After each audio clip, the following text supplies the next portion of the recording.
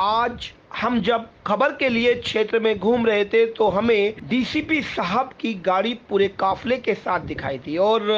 हमें लगा आखिर क्षेत्र में ऐसा क्या घटनाक्रम घटा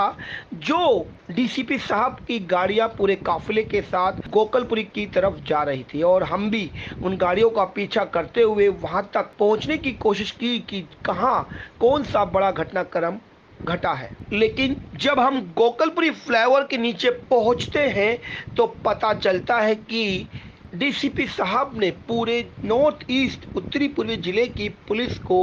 यहां बुला रखा है और वजह है कि किसी भी रियॉट्स या घटनाक्रम के ऊपर अपना रेस्पॉन्सिव टाइम जानने के लिए और सभी एंटी रियॉट्स इक्विपमेंट्स को कॉल किया गया है और सभी लोग एक एक करके पहुंच रहे हैं। उत्तरी पूर्वी जिला की पुलिस ने अपनी किसी भी स्थिति, किसी भी दुर्घटना, किसी भी तरह की कोई दंगे की वारदात से निपटने के लिए अपना एक प्लान बनाया हुआ है और उसी प्लान का जायजा लेने के लिए डीसीपी साहब खुद गोकलपुरी फ्लाईओवर पहुंच रहे हैं और सभी ऑफिसर्स को कॉल की गई है और रेस्पॉन्सिव टाइम जानने की कोशिश की जा रही है कि कितनी जल्दी रेस्पॉन्स करने वाली टीम अलग अलग थानों से यहां पहुंचती है और इसमें सभी एंटी रियॉट्स इक्विपमेंट्स, साथ में रेस्पॉन्सिव टीम और बेस्ट हिट टीम जो थाने के सबसे अच्छे ऑफिसर्स होते हैं उनको यहां बुलाया जा रहा है। हम इसको इस तरह से भी देख सकते हैं कि आज डीसीपी साहब अपने क्षेत्र की पुलिस की एक रिहर्सल करना चाहते हैं कि कौन कितनी जल्दी रेस्पॉन्स करता है। नमस्कार, आप देख रहे हैं सच तक न्यूज़ और आज एक बड़ी खबर जिस तरीके से नॉर्थ ईस्ट दिल्ली पुलिस ने लगातार किसी भी हालत पर परचम लहराया है। आज इसके लिए उन्होंने जब कोई वारदात या किसी तरह की कोई भी घटना सामने नहीं आ रही तो पुलिस ने ये सोचा क्यों ना एक मॉक ड्रिल कर ली जाए, क्यों ना अपने जवानों की एक बार दोबारा से आंक लिया जाए। उसके लिए इन्होंने आज एक वो टाइम रखा जो कि त्योहारों का समय चल रहा है। आपको पता है रामलीला हर जगह चल रही है, उसके बावजूद जो पूरा सिलमपुर से लेकर गोकलपुरी तक का जो रोड है वो रोड लगातार आपने देखा जाम की स्थिति बनी रहती है। उसके बावजूद वो टाइम रखा गया जिसमें सबसे ज़्यादा जाम दिक्कत था। उसके बाद आज हम अभी खड़े हैं गोकलपुरी फ्लाईओवर के नीचे और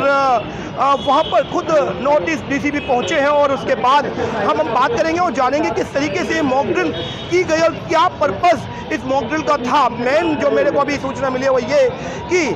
एक व्यस्त समय में ये जांचने के लिए या आंकने के लिए कि यदि कोई भी घटनाक्रम घटता है तो कितनी देर में पुलिस अपना कार्रवाई जोड़ सकती है। और आप देख सकते हैं डीसीपी साहब खुद एडिशनल डीसीपी साहब के साथ अभी बातचीत कर रहे हैं और मैं एक बार बात करने की कोशिश करूंगा और समझने का प्रयास करूंगा कि आखिर पूरा घटनाक्रम क्यों दोहराया गया या क्यों इसको बनाया गया। उत्तरी पूर्वी जिला किस तरीके से कोई भी वारदात या घटनाक्रम में अपना रेस्पॉन्स जीरो हो यह दर्शाने की कोशिश के लिए आज आप देख सकते हैं कि पूरे उत्तरी पूर्वी जिले की पुलिस को यहाँ बुलाया गया और टाइम नोट किया गया क्योंकि डीसीपी साहब सबसे पहले यहाँ पहुँचे और आपने देखा कि पूरे इस ड्रिल में हम उनके साथ थे और किस तरीके से वो लगातार यहाँ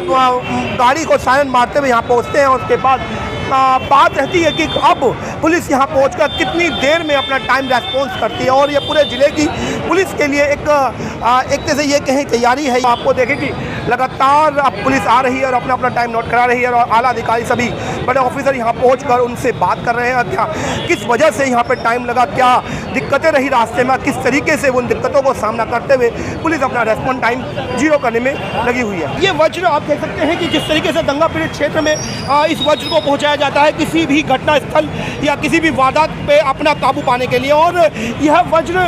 नॉर्थ ईस्ट डिस्ट्रिक्ट ऑफिस में ही खड़ा रहता है। वहाँ से यहाँ पहुँचने में भी इसका भी टाइम नोट किया गया कि कितनी देर में जब इसको इत्तला की गई कि आपको ये वारदात की जगह पर पहुँचना है तो आपको कितना टाइम रेस्पॉन्स के लिए लगता है और के लिए आप देखिए कि वज्र भी यहाँ पहुँचा गया है और बताया जा रहा है कि ये सारे इक्विपमेंट्स यहाँ पहुँचाकर इस बात के लिए किसी भी सामान या किसी भी यंत्र या किसी भी हथियार को पहुँचने के लिए कि कितनी देर में वो रेस्पॉन्स करता है, सब चीज़ के लिए टाइम नोट और उसको आंका जा रहा है। दिल्ली पुलिस की मेडिकल वैन भी नॉर्थ ईस्ट डिस्ट्रिक्ट ऑफिस में लगातार खड़ी रहती है और उसका भी यहाँ पे एक तरह से ये टेस्ट लिया गया कि जब इसको इत्तला किया गया कि आपको भी गोकलपुरी फ्लाईओवर के नीचे पहुँचना है तो उसका भी टाइम नोट किया गया, कितनी देर पहले इसको इत्तला किया गया और कितनी देर के बाद यह एम्बुलेंस या यह वैन यहाँ पहुंचती है। मेरे पीछे है वाटर कैनन लॉगिंग, आप देखें कितनी बड़ी एक वाटर कैनन लॉगिंग यहाँ भी पहुंची है। उसका भी एक रेस्पॉन्स टाइम नोट किया गया और जानने की कोशिश की गई, क्योंकि यह जिस भी जगह पर कोई बड़ी वारदात होती है तो वहाँ पर या कोई धंधा या प्रदर्शन होता है वहाँ पर अपनी एक महत्वपूर्ण भूमिका निभा देती है, क्योंकि लोगों पर जब किसी तरह का कोई लाठीचार्ज या किसी तरह का कोई हथियार का प्रयोग नहीं करना होता, वहाँ पर वाटर कैनन अपना एक महत्वपूर्ण भूमिका इसलिए अब आती है क्योंकि वहाँ पर जरूरी हो जाता है कि लोगों को पानी के द्वारा तितर बितर किया जाए, दूर कर दिया जाए, प्रदर्शन क्षेत्र से उनको हटा दिया जाए। उसके लिए ये आप देख सकते हैं कि आप इसका भी एक बार रेस्पॉन्स टाइम नोट किया गया, उसको भी सूचना दी गई कि किस तरह की यदि कोई वारदात होती है तो कितनी देर में यह वाटर कैनन वहाँ पर पहुँच पाएगी। अरे हैं गोंडा चौक पर, आप देखें कि ये मॉक ड्रिल है, गोंडा चौक पहुँचे हैं और उसके बाद अब ये बात तय होगी कि आगे ये डीसीपी साहब का पूरा काफिला किस ओर जाता है, क्योंकि एक तरफ जो जाफराबाद है और दूसरी तरफ भजनपुरा, और जाफराबाद का क्षेत्र भी वही क्षेत्र है जहाँ पे दंगे की सबसे ज़्यादा वारदात देखने को मिली और लगातार यह क्षेत्र पूरा प्रभावित रहा। और आज जब पीएफआई में बैन किया गया तो इस क्षेत्र में भी मॉक ड्रिल का होना इस बात का संदेशा देता है कि कहीं ना कोई इनपुट है करदमपुरी के उस क्षेत्र में जहाँ से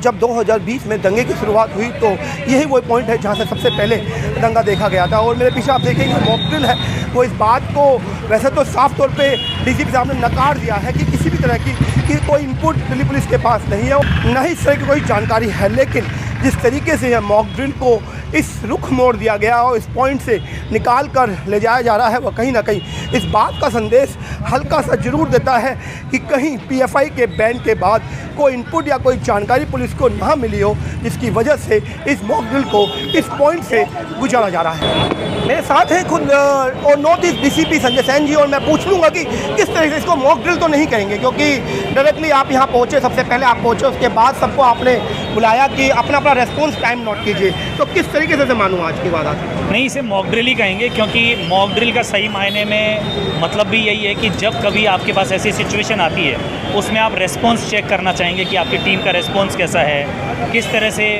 उस पर्टिकुलर पोजीशन पे आपका रेस्पॉन्स कैसा रहा। उस रिगार्डिंग हमने पूरा एक डिस्ट्रिक्ट में स्कीम लॉन्च की है,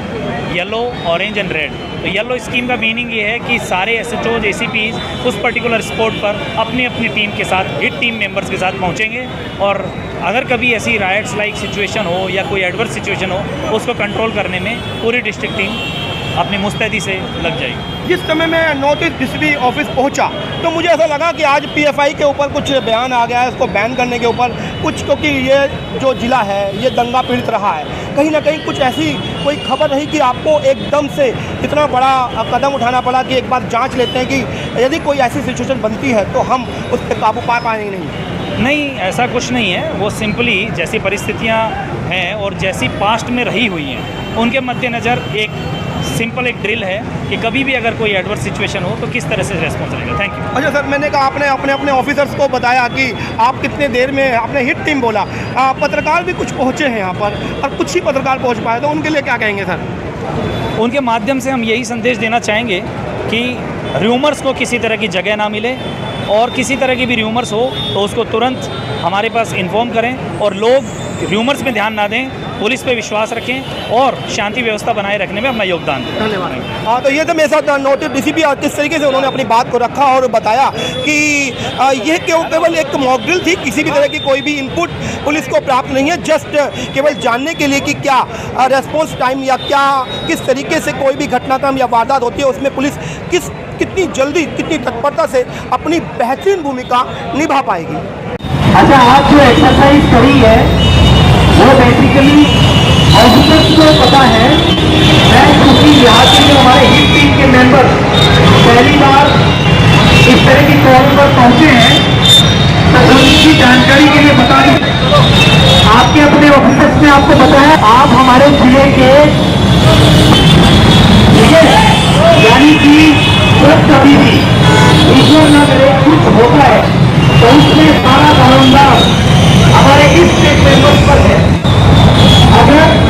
इसमें गोल्डन आवर प्रिंसिपल होता है कि कभी भी कुछ होता है, अगर इमीडिएटली रेस्पॉन्स हो जाता है